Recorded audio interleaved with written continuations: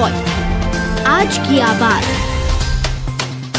इंदौर में युवाओं द्वारा नशे में उत्पात मचाने के साथ ही मौज मस्ती के लिए कई बार आपराधिक घटनाओं को अंजाम दिया जाता है। साथ ही वह आपराधिक घटनाओं से जुड़ जाते हैं, लेकिन समाज के प्रति उनकी क्या जिम्मेदारी है, इसको सुनिश्चित करने के उद्देश्य से कई बार अधिकारी विभिन्न तरह के कदम उठाते हैं नजर आते हैं। तो और इसी के तहत 4 युवकों को वाहनों के कांच फोड़ने की एक अनोखी सजा सुनाई गई है। दरअसल पूरा मामला यह है कि बाणगंगा थाना क्षेत्र के वृंदावन कॉलोनी में पिछले दिनों 4 वाहनों के कांच फोड़े गए थे। इसके बाद फरियादियों द्वारा थाने पर शिकायत दर्ज कराई गई थी। शिकायत के आधार पर पुलिस ने प्रारंभिक रूप से कई धाराओं में केस दर्ज कर लिया था और फिर जांच पड़ताल कर धर्मेंद्र, निशिल, दीपांशु और जितेंद्र को पुलिस आयुक्त ने न्यायालय में पेश किया, जहां पर उनके ऊपर दर्ज केस की सुनवाई के दौरान उन्हें सामाजिक जिम्मेदारी समझते हुए लवकुश चौराहे पर यातायात संभालने के आदेश दिए गए, जिसमें वह चारों युवक 1 वर्ष तक प्रतिदिन शाम 6 बजे से लेकर रात 9 बजे तक प्रत्येक शनिवार को उपस्थित रहेंगे और यातायात संभालेंगे। इसी के साथ उन्हें हिदायत दी गई है कि वह किसी भी तरह का नशे का सेवन और शराब नहीं पिएंगे। इन चारों युवकों को सजा लेकर पुलिस आयुक्त ने आदेश दिया है कि थाना बाणगंगा प्रभारी के साथ ही बीट पर तैनात पुलिसकर्मी इन पर निगरानी भी रखेंगे। बता दें, इससे पहले भी कई वरिष्ठ पुलिस अधिकारी इस तरह की सजा युवाओं को सुना चुके हैं, जिसमें पूर्व पुलिस कमिश्नर द्वारा झगड़ा करने वाले युवाओं को वाहन चलाने और बैठने की मनाही की गई थी,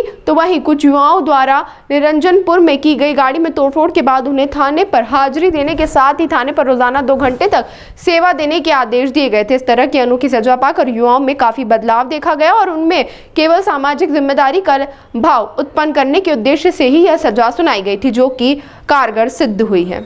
देखिए, ये मामला बाणगंगा का है। बाणगंगा में इनके विरुद्ध जो 4 आरोपी हैं, धर्मेंद्र कुरील, जितेंद्र ठाकुर, निशीद और इसके अलावा निशील के अलावा एक और आरोपी दीपांशु, इन लोगों ने बाणगंगा पे तोड़फोड़ की थी। 5-6 वाहनों को तोड़फोड़ किया था। इनके ऊपर तत्काल कार्रवाई की गई थी और इनके खिलाफ 427, 294, 504, 506 का मुकदमा दर्ज किया गया था। उसके बाद राष्ट्रीय सुरक्षा अधिनियम के तहत इनका मामला डीसीपी जोन 3 ने कमिश्नर साहब के सामने प्रस्तुत किया था, जिसके तहत कमिश्नर साहब ने आगामी 1 वर्ष के लिए इन चारों आरोपियों को शाम को 6 बजे से लेकर 9 बजे तक लवकुश चौराहे पे उपस्थित रहने का आदेश जारी किया है। इसके साथ ही साथ इस दौरान वो किसी भी तरीके के नशे का सेवन नहीं करेंगे।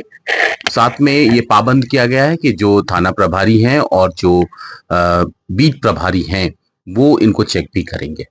सर, पहली बार इस तरह की सजा संबंधित क्या आरोपी है? निश्चित तौर पे ये अपने आप में एक अनोखी पहल है। सीपी साहब ने ये जो आदेश जारी किया है वो नए एक्ट के स्पिरिट के अनुसार है। जो नए एक्ट बने हैं उनके जो स्पिरिट है उसके अकॉर्ड ये कार्रवाई की गई और आने वाले समय में ये ऐसी कार्रवाई और भी की जाएगी। सर, यदि सीपी साहब ने जो अनोखी सजा दी है, कभी आरोपी ये नहीं मानते तो क्या सख्त सजा? निश्चित तौर पे ये माना जाएगा कि उन्होंने जो सजा दी गई थी उसका पालन नहीं किया गया, तो निश्चित तौर पे उनके खिलाफ फिर से कानूनी कार्रवाई स्टार्ट की जाएगी।